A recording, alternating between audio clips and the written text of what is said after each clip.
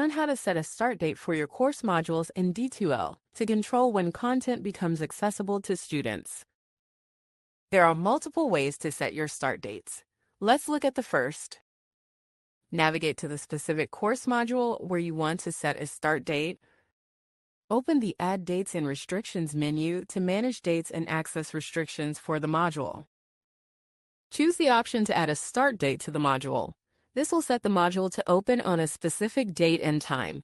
Students can look at the module page titles, but they won't be able to work ahead. Open the calendar interface to select the desired start date.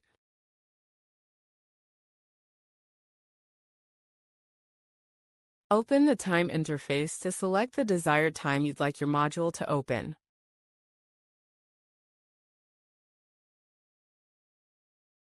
Save your settings by clicking Update to enforce the new start date on the module. Now let's look at another way to set the start date of a module through the D2L calendar. Access the course calendar to view and manage all module dates collectively. Select the option to set or adjust dates for course content from the calendar view.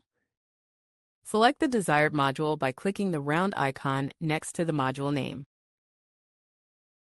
Click Add to confirm the desired module. Click on No Start Date to open up similar instances to set a desired date. Click on the date and time to set both to the desired date the module will open. Click Save to confirm your settings.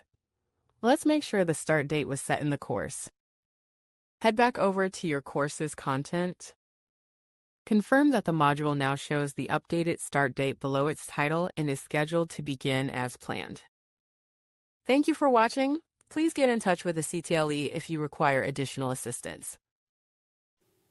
Thank you for joining us today for another Tech Tip Tuesday. We hope that you find this tip helpful.